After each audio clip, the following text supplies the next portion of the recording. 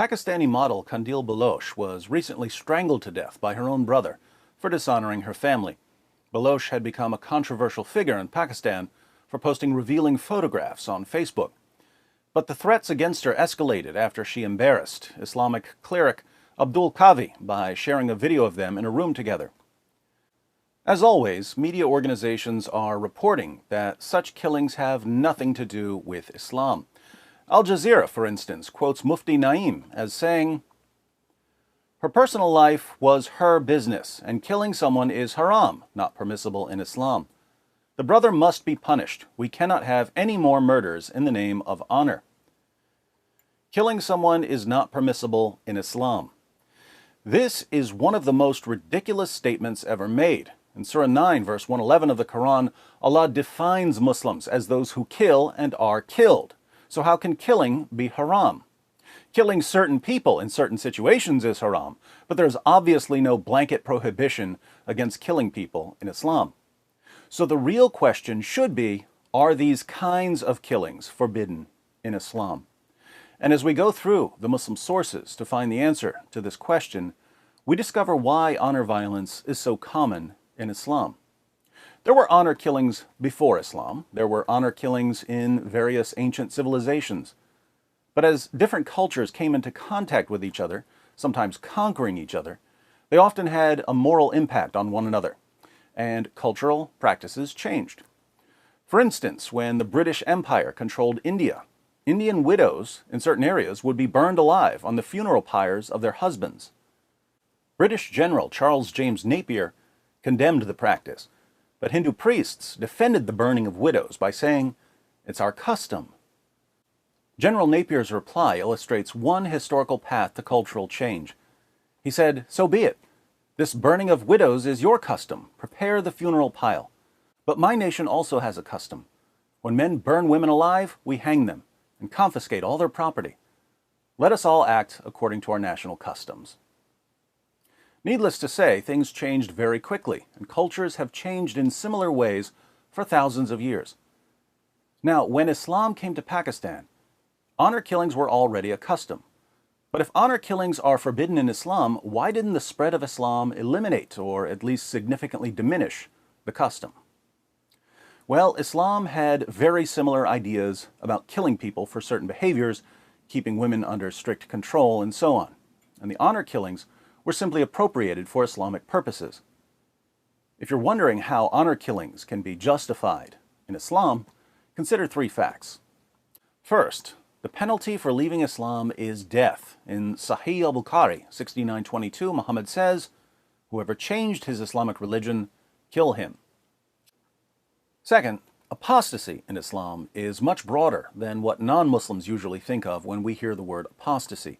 We think of apostasy as formally renouncing one's religion. But the Quran warns Muslims that you're an apostate if you don't mindlessly accept everything Allah and Muhammad say. Surah 33, verse 36. "It is not for a believer, man or woman, when Allah and His Messenger have decreed a matter, that they should have any option in their decision. And whoever disobeys Allah and His Messenger, he has indeed strayed into a plain error." Notice, it is not for a believer to have any option about the rules laid down by Allah and Muhammad. So if you think you don't have to follow them, what does that make you? An unbeliever. Surah 4, verse 65.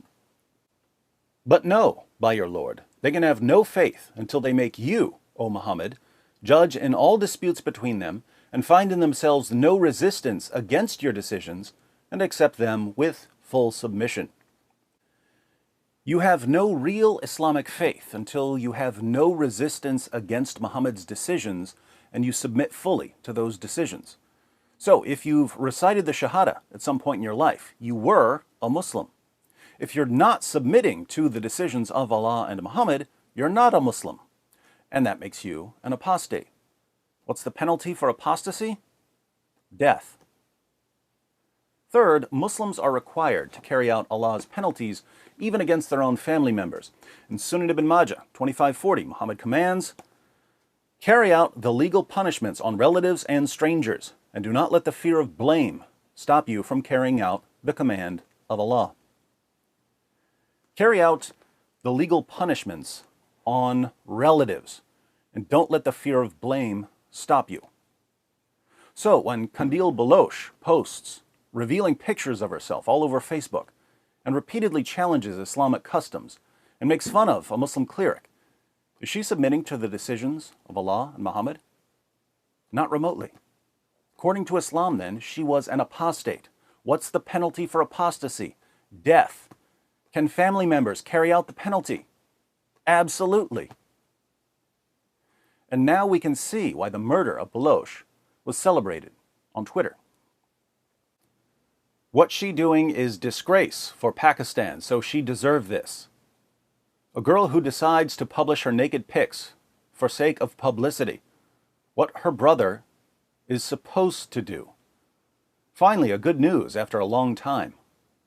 Qandeel Baloch was a disgrace to Pakistan. She's certainly going to suffer in hell. Her brother did well. She was disgrace as a Pakistani and as a Muslim. Never liked her. Islam doesn't have the moral resources to stop honor killings. So a serious challenge to honor killings isn't going to come from within Islam. It has to come from outside. But since Muhammad's teachings can and are used to defend honor killings, any serious challenge to the practice will have to involve a challenge to the teachings of Muhammad. For the sake of women everywhere, I hope you'll join me in exposing Muhammad as a false prophet. If you'd like to get started, click on this video, where I share 3 verses from the Quran that every woman needs to know.